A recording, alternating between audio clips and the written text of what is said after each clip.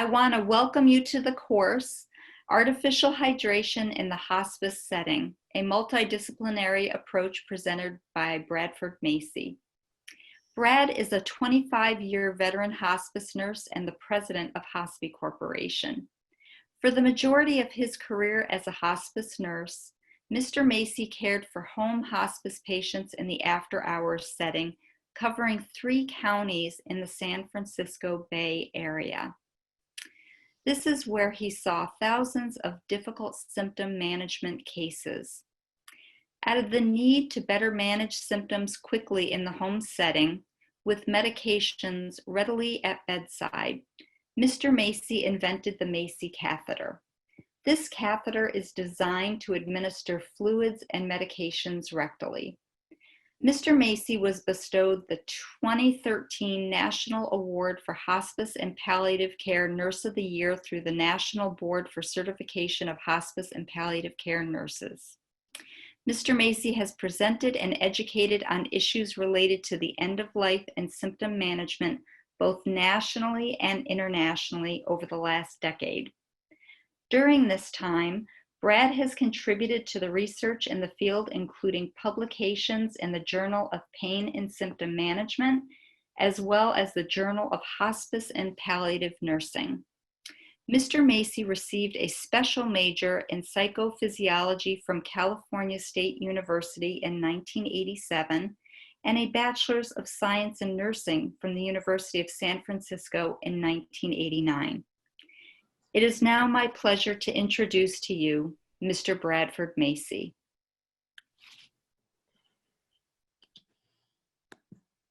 Hi, thank you, Tabitha, and thanks everybody for joining today. The reason I embarked on this mission to put together information on artificial hydration was because the clinical team has been getting a lot more questions over the last year in relation to artificial hydration. And so I thought, compiling something to help the hospice community look at this from a holistic perspective and bringing in the ethical principles, I thought was pretty important. So it is a challenging topic. It is a broad topic, and I will try to cover it as effectively as I can for folks today. I'm going to talk about some key points first and look at that are going to be guideposts for going into more deeper detail into those things as I talk. I'll review a roadmap for guiding good team decision making and applying medical ethical principles as we go through the process with families. Then I'll talk a little bit about indications for artificial hydration at end of life, and then both clinical and non-clinical indications. Then teaching and talking with patients and family.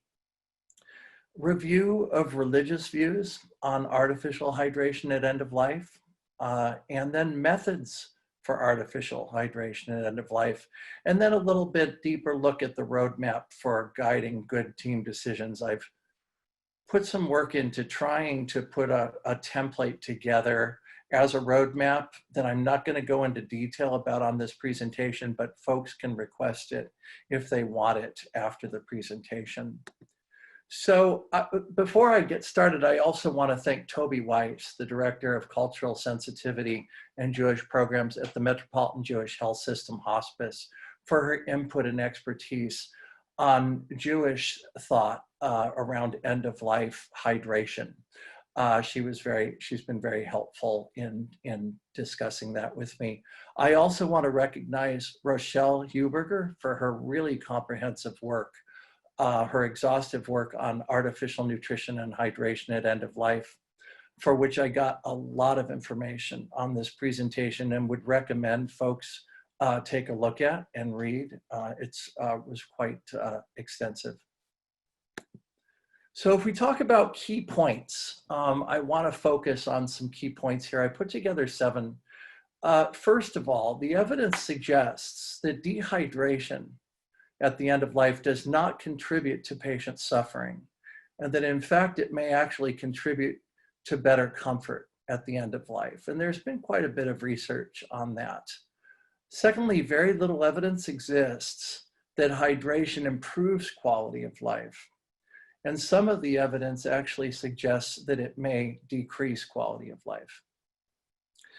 So thirdly, while hydration at the end of life may be clinically futile from a clinical team perspective, it may not be futile as a goal of care from a spiritual or a psychological perspective. And we need to consider that when we're developing goals of care.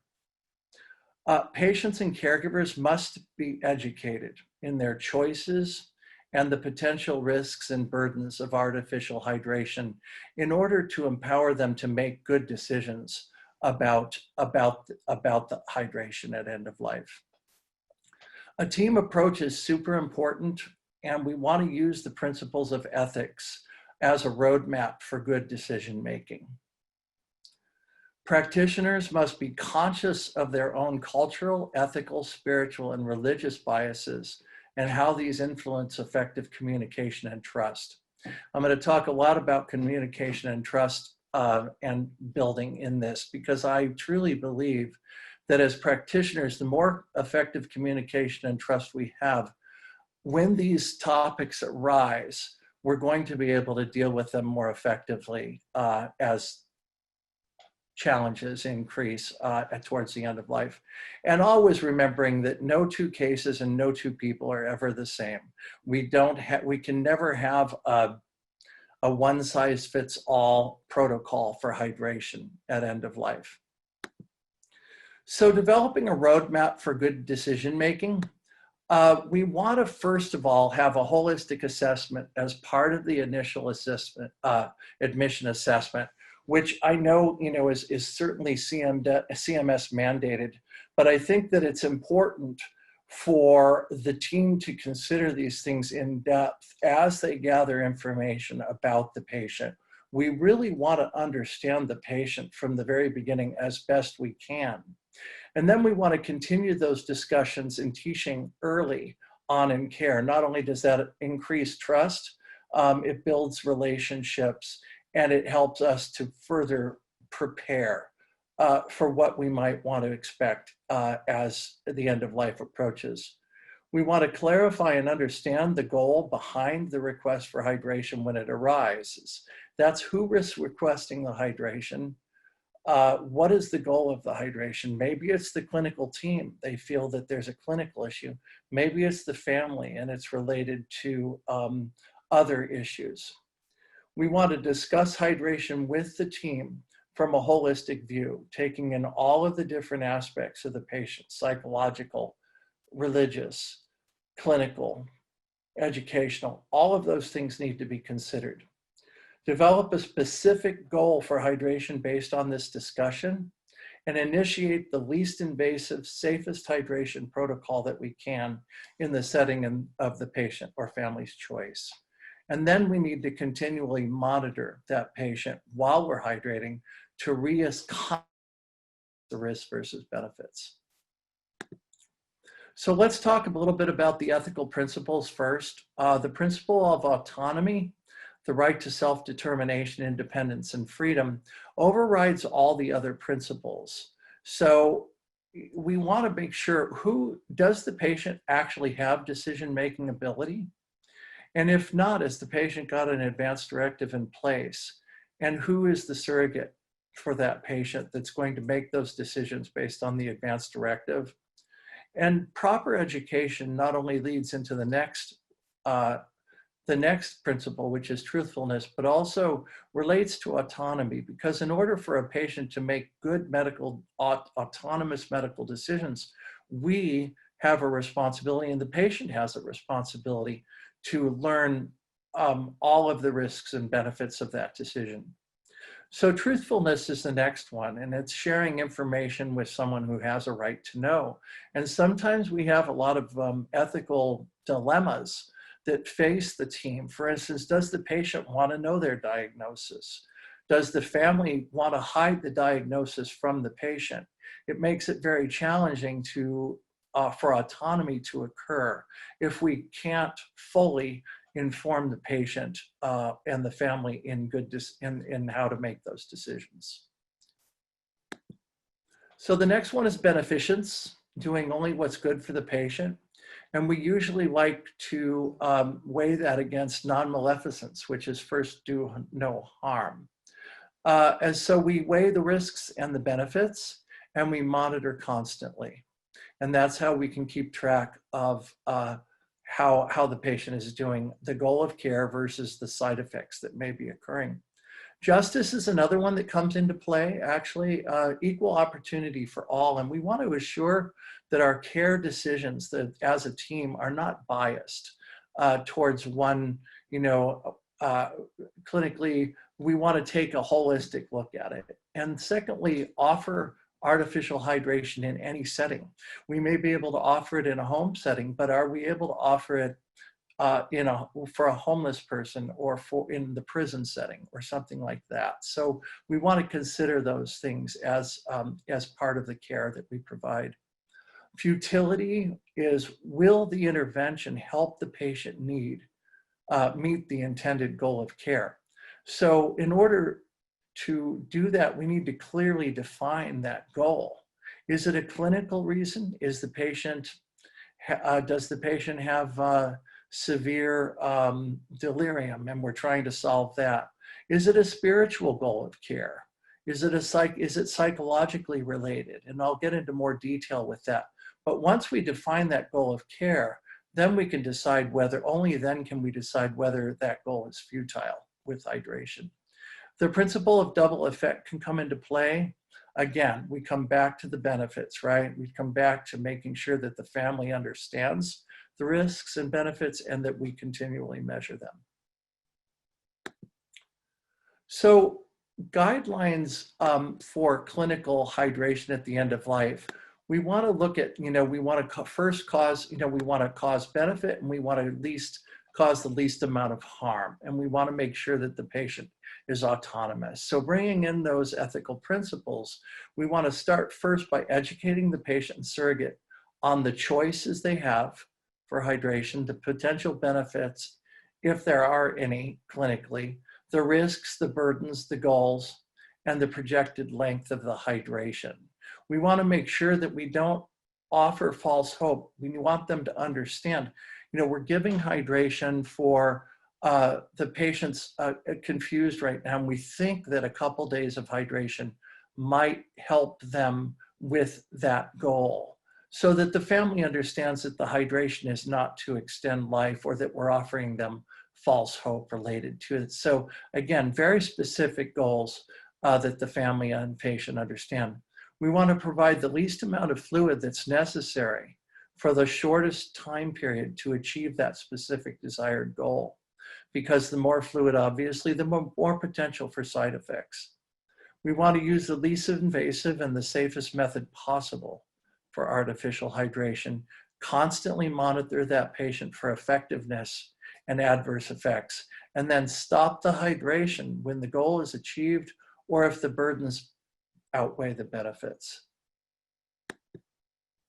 So what are the clinical indications for hydration at the end of life? If the patient is not actively dying and there's an acute change in fluid intake or there's dehydration, maybe nausea and vomiting, flu or other infections. I know with the COVID-19, a lot of hospices have found that patients are not actually actively dying, but if they have COVID, they may have stopped drinking, or they may want to offer intermittent hydration. Heat, with the summer months now on us, heat intolerance and dehydration related to heat can be an issue. Toxic medication metabolites, we may want to hydrate to try to decrease the metabolites associated with dehydration. Hydration may improve a patient's quality of life from a physical perspective. So sometimes acute delirium will respond to hydration, sometimes it won't. We're not talking about end-of-life terminal agitation now. We're talking about acute incidents of delirium. Bladder infection with severe discomfort. Sometimes, if a patient has bladder cancer or has a really bad fulminant bladder infection, we'll start antibiotics in order to decrease the side effects of that bladder infection.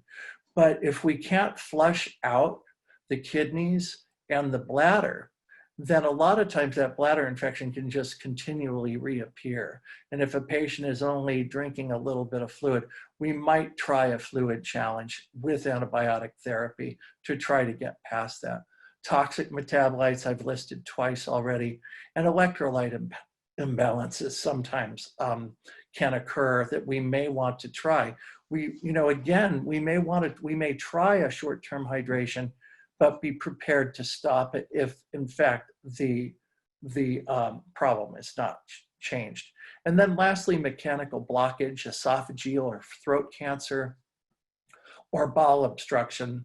And the patient has this again has to be brought back to the team, because where is the patient in the trajectory? We always have to ask, where is the patient in the trajectory of their illness?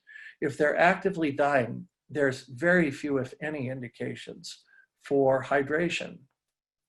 If it's esophageal or throat cancer, is the patient still enjoying a good quality of life?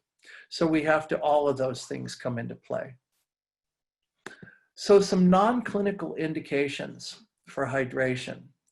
Religious reasons come into play, and we have to remember that clinical futility does not mean that the goal of hydration is futile. If the goal of hydration is for a religious reason, we have to remember that if we decide not to hydrate for religious reasons, we could be coming into the potential for a double effect, where if the family cannot meet their religious goals, they could suffer a lifetime of guilt or complex grief issues associated with not being able to offer the patient the goal of care. And a patient may die fearful of the afterlife. So we really need to consider those things carefully. And I'll go into more detail on that later. Future life event, weddings, celebrations of life, children's events, etc., may be important for somebody who wants to live a little bit longer. This one is more difficult. Distrust of the healthcare system. Right now we're in the middle of the Black Lives Matter and all of the issues related to distrust and long-term systemic racism. So it's an interesting time to be talking about this, but at least two studies have shown that African Americans have been found to be more likely to choose interventions to prolong life. Part of that, at least part of that, is due to the distrust of the healthcare system, systemic racism, and racial healthcare disparity. So how do we deal with that? Trust can be really hard to build. And I think that especially in this time, being more open about that and just bringing up the subject in the right context and at the right time can help with healing and can build trust. So these are interesting times, and I think that possibly time to heal. So the last one is existential fear related to past experience, post-traumatic stress disorder, concentration, and Holocaust survivors that's a classical one. Remember, when somebody has been starved in the past, or possibly dehydrated, and they've had that experience in their life, when that experience or the fear of death comes, it can really bring up serious emotional issues, not only for the patient, but for the family who's been protecting that patient all their life. They've been trying to protect the patient from experiencing this or re-experiencing this horrible thing. So these are challenging cases, and it may be just that a little hydration could go a long way towards calming the family down. War veterans, to some degree, may have these experiences also. So we have to consider these when we're thinking about whether hydration is an excellent goal or not for care. So I want to go back to bridging trust again and understanding. Listening is a very powerful tool. It's our most powerful tool. Active listening, recognizing our own values and biases. Let's teach people and not preach. And not to share our own opinions unless we're asked is also an important aspect. Using eye contact, we want to document after discussions. I know most people know this, but I think it's worth just mentioning in this context. Start the education and the discussion early in care, because these discussions and this education is what brings these concerns of patients to the surface, so that we can bring in social work and we can bring in the chaplain services, or bring in the patient's clergy, or bring in the families. As you know, the only way we're going to find these things out is through active discussion and education. Nurse continuity is also a very important aspect, trying to keep the same nurse, or the same, maybe sometimes nurses will pair up for a case, is an important aspect of understanding and bridging trust. So into teaching patients and caregivers, again, I've said start the discussion early, right? It allows the patients and caregivers to make educated decisions. It builds trust. And we can look into the advance directive. We want to assess whether there are religious reasons possibly for hydration. Educate, but we also need to educate patients. If it looks like a patient feels that hydration is going to be something they're going to want to do to extend life because of a religious reason, we want to be supportive, but we also want to make sure that they understand those risks and the burdens associated with hydration, because they need to have all the knowledge. But we want to do it in a respectful way. Like, we want to support your decision, no matter what it is, but I also want you to know about the benefits, risks, and burdens, so you can help make your decision. Teaching specifically on dehydration at the end of life and artificial hydration, these are some of the points that we need to make sure that families understand. Dehydration is not uncomfortable. It can be a natural anesthetic. Artificial hydration can limit mobility and cause discomfort. Dry mouth and lips can be easily managed. Lethargy is not due to dehydration. We want to make sure that we help families understand. A lot of times I've had families say, oh, my mom is so dehydrated that she's becoming lethargic. And you want to rephrase that and say, actually, really, it's the end of life process is actually making her more lethargic, and that's why she's dehydrated. And so we want to switch that around and help them understand that it's just the slowing process. And then discussing, am I killing my loved one by withholding fluid? And that could also be a religious issue. So we want to have an active conversation with patients and families about that. Discuss past expressions of love and through feeding. A lot of times families feel like feeding was an expression of love. And we want to help reframe how they can still express love, just not through feeding or through hydration, with hand holding, with words of love, and with just plain presence at the end of life. And so by saying, yes, mom can't drink anymore, but what a wonderful opportunity for you to just sit with her and express your love in that way. And that will help reframe it for them.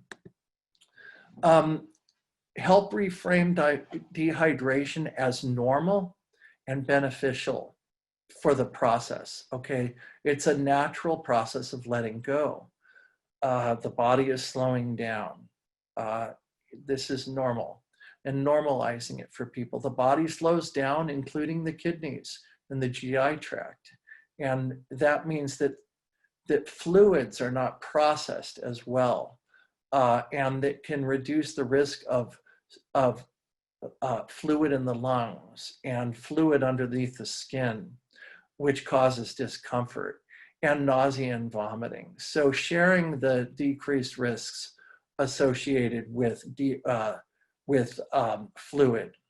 Sleep and comfort are enhanced by dehydration.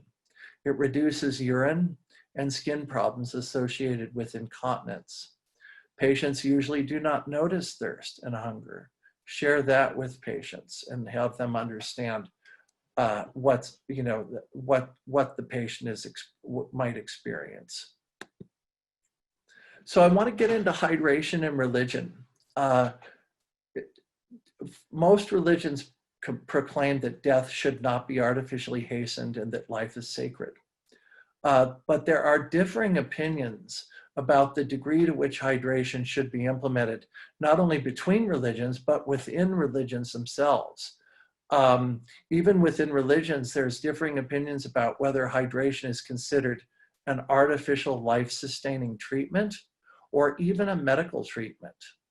Clinicians should never assume that just because an individual is of a particular religion, that they're going to wish to have hydration or not. It's going to be an individual choice, but it's really important to understand religious differences to allow for helpful, respectful conversation in those areas.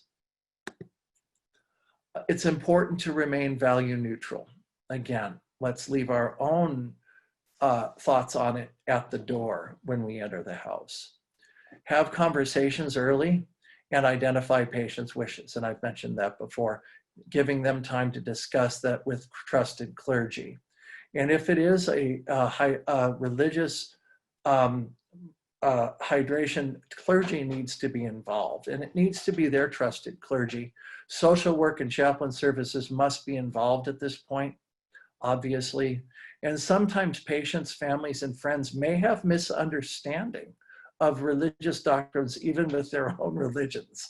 So making sure that those families get the proper information from their trusted clergy. And if they don't have trusted clergy, the chaplain can be very, very effective in that. Different clergy for different family members may disagree. So making sure that we understand and that there's active discussion going on and trying to get agreement through family meetings, clergy meetings, and the like is going to be very important. Be sure that the patient and family are getting information from their most trusted source. So this is going to decrease, as I talked about earlier, potential feelings of guilt or complicated grief later on. So getting into the individual religions, and I want to say two things. First of all, I was not able to cover every religion on the planet. And I also wanted to say a caveat that because a particular religion feels a certain way does not mean a patient that has that religious belief is going to feel the way that the religion, the basic overview of the religion is. So Protestantism first, there's a lot of branches in Protestantism, from less to more conservative branches. And the more conservative branches tend to align a little bit closer to the view of Catholicism, which I'm going to discuss next. The less conservative branches espouse self-determination. So personal choice is really more important than what a clergy member or a family member actually feels. Death is framed as an opportunity for repentance. So if repentance has not been achieved, the patient may request hydration just to extend their life to allow this to occur.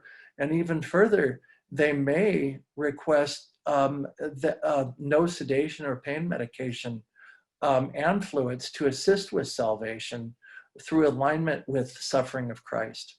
So, that can be challenging for caregivers to see somebody suffering, but we have to be able to frame that in the term of what's most important as the goal of care for the patient. So we need to keep that in mind. Catholicism, in 2004, the Pope determined that artificial hydration was neither extraordinary means nor a medical act, which means that nourishment by any means is considered natural, even if it's artificially provided. So what that further means is that removal of hydration would be considered euthanasia unless causing significant distress or assimilation of nutrients is deemed no longer possible. So now we start to get into the gray area. And, this is where families will have different opinions.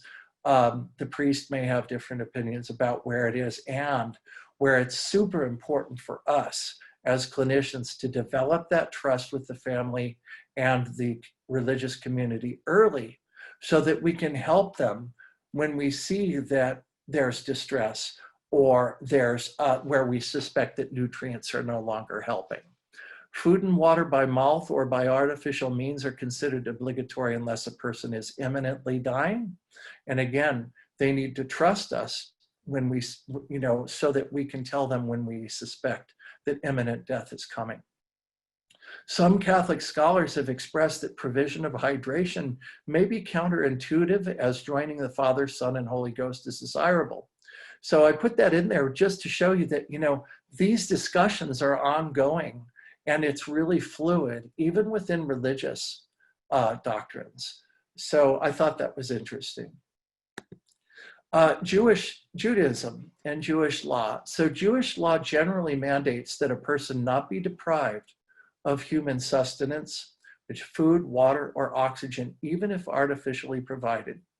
And that antibiotics and other medications may also be mandated to sustain life, because the sustainment of life is very important in Jewish law. So hydration should not be withheld if it delays death and causes no additional major complications. Now, this is not universal throughout all of the branches of Judaism. There's Reform, Conservative, and Orthodox. It's more common in traditional and more Orthodox communities. Now, what's important again is that it may be stopped if it's clear that it's no longer extending life, or if it's causing suffering, or with proof of what's called gozes, which is less than 72 hours prior to death. So this is really important. Again, we come back to trust, right? If a family trusts us and we say, look, things are getting close, then the rabbi needs to be involved, and we need to decide if that time period is correct. That's a time period where it should be a peaceful and non-invasive time period without uncomfortable procedures. Another important note that in some instances, advance directives may only be honored if a rabbi is included in the development. So we want to be cautious and careful with that also. Islam, suffering at the end of life is not condoned and comfort is encouraged so that patients can pray and seek forgiveness. Death should not be neither resisted nor feared. Home hospice is important because family visitors are really important, along with religious rituals and articles. Muslims believe in the right to self-determination, and that includes the withholding of hydration when death is close. A trusted imam should be involved in discussions around end-of-life care and hydration for Islam also. Buddhism, it's important in Buddhism to prepare for death early, and allowing for withholding or withdrawing of hydration is allowed. Extension of life is not an important aspect in Buddhism tradition, but a good death and enlightenment are of utmost importance, and appropriate hydration may interfere with both of those things. And so it's not encouraged. Allowing consciousness to exit the body properly is integral to the death process. And practitioners should consult a person familiar with practices if family is not available, just to help that patient through those times. Hinduism, Hindus believe in the importance of having a good death also. Hydration may be viewed as important to achieve a good death when the patient is not close to death. So again, if a patient is suffering with agitation and we think that hydration might be able to help that, the Hindu belief would say, yes, please, because we want this death to be a good death. But they may also say, if they, no, in this case, hydration would not provide a good death. So withholding hydration when death is close is allowed, and Hindus may even prepare for death by fasting. So Hindu patients may not be told of their diagnosis, and the family and community make all the decisions. And so this can be an issue with autonomy that can be challenging for the team. But again, it comes back to family trust, right? And community trust, so that we can help them to make those decisions. And you'll see that sometimes in Judaism also, is the withholding of diagnosis can also be something that comes up. So it all comes back to trust, doesn't it? And to building those relationships. So we're going to move on to methods of hydration in hospice. And of course, of artificial hydration in the hospice. And, I just want to say, obviously, oral hydration should be encouraged and supported for as long as possible. If a patient is getting to a point where they're aspirating on fluids, we need to do teaching around that and talking to families about transitioning away from fluids. So intravenous, the benefits are its versatile fluids and its high delivery rate. But really the downsides, I put in here that the burdens and risk usually outweigh the benefits in the hospice setting.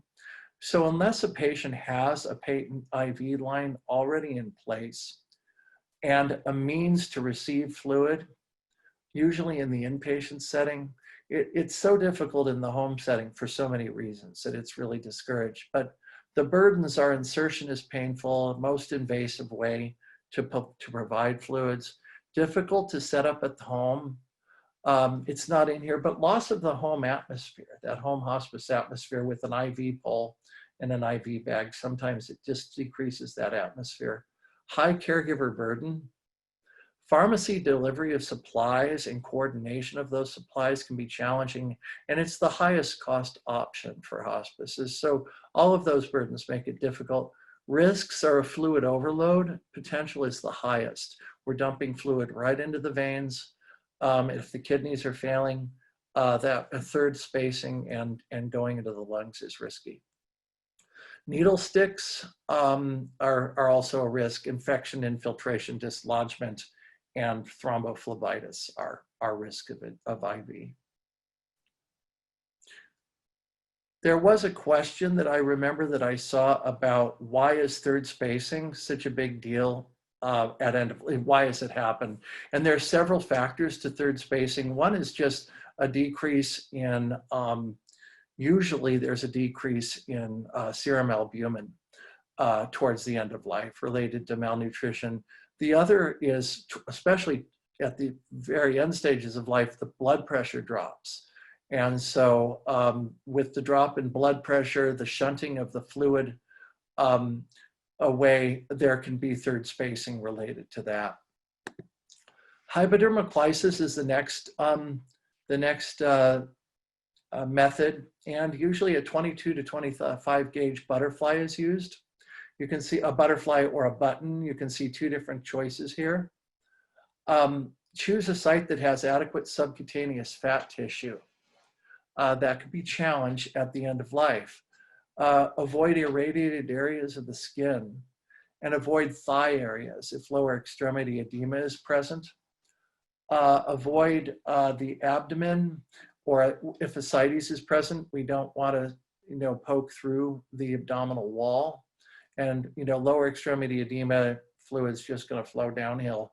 It's not going to be pumped back up into the bloodstream.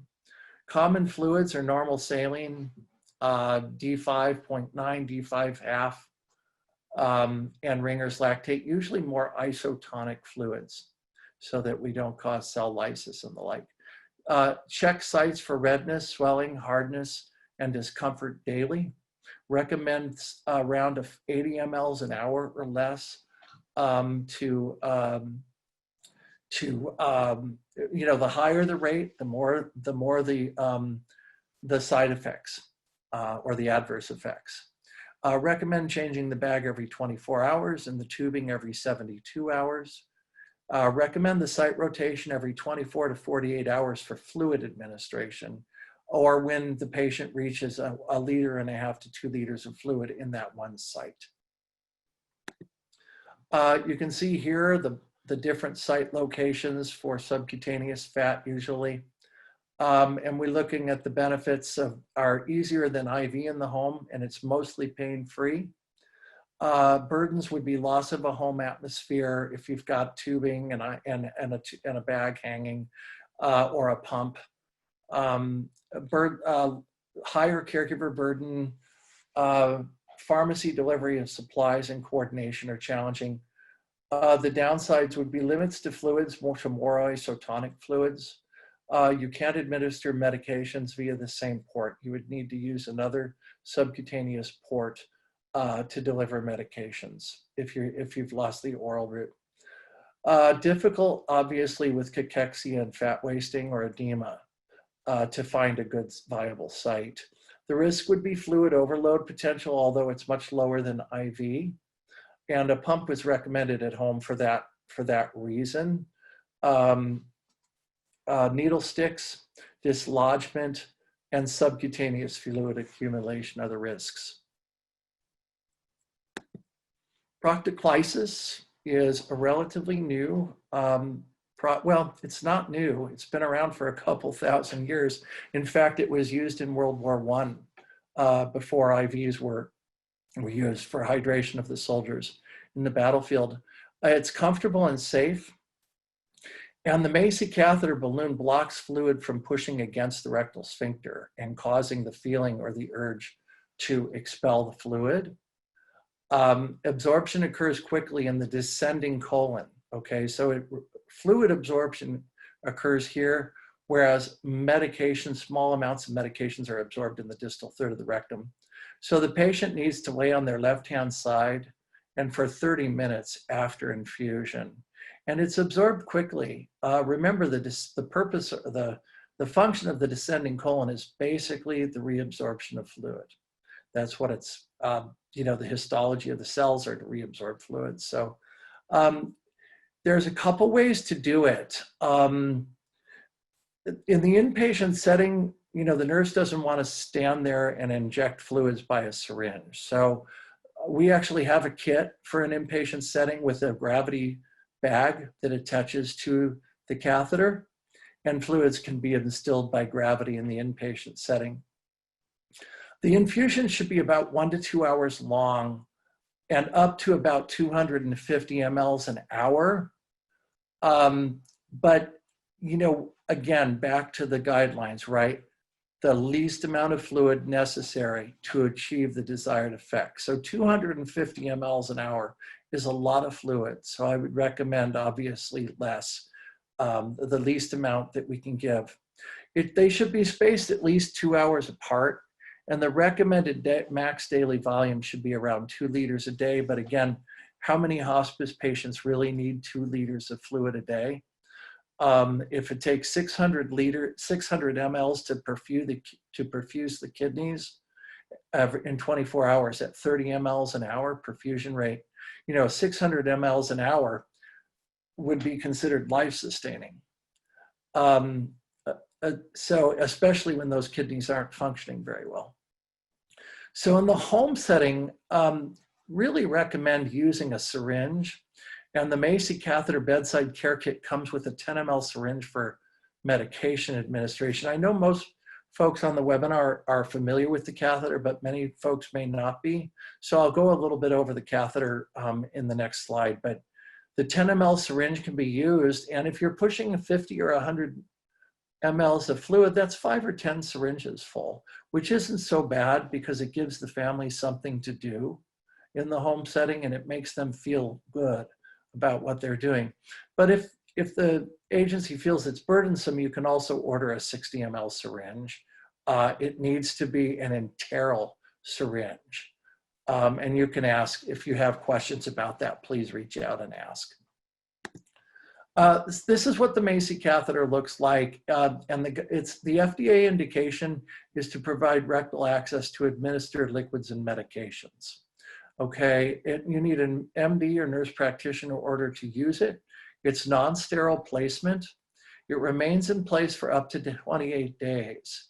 It needs to be placed by a trained clinician, but reinsertion can be done by a trained caregiver. Now, if the patient expels the catheter with a bowel movement, the catheter is actually designed to be expelled with a bowel movement comfortably. It simply can be wiped off, balloon deflated, relubricated, and reinserted, the same catheter for up to 28 days. So here you can see this is the medication administration port down here. That's an enteral port. So we don't get misconnection errors with the balloon inflation port, which is a Luer connected port. And the balloon is inflated to 15 mLs with a Luer syringe, which also comes in the bedside care kit.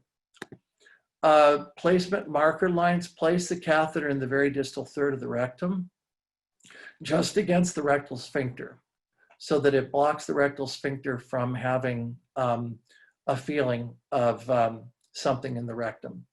The balloon is a soft, flexible balloon. It's very soft. It's softer than stool. So it's not going to cause discomfort or any kind of problems with necrosis of the tissue, like has been seen with some of the larger bowel management systems. Medication delivery holes deliver the medication or the fluids. So proctoclysis benefits are, it's easier to initiate in home versus parenteral. You don't have to have deliveries, lines, pumps, or bags. You can simply use tap water or Pedialyte to hydrate. It's less costly than parenteral. It's safer than parenteral. And you can administer your meds via the same port. Just recommend spacing hydration 30 minutes away from med delivery. Burdens, some stool or residual may be expelled after the procedure. So if a patient's incontinent, you may want to have an incontinence brief. Well, you will want to have an incontinence brief on the patient. And if the patient may ask to get up and go to the bathroom or sit on a bedpan afterwards. Not always, but we should just be prepared for some residual. Downsides are limits to fluids. We want to use the more hypotonic fluids. Cannot use with diarrhea. Saline is not recommended. And the risk would, again, with every kind of artificial hydration is going to be fluid overload. It is the lowest risk versus parenteral though. And we want to use a bolus syringe in the home setting for that reason, because we don't want them hanging a bag and inadvertently running in too much fluid.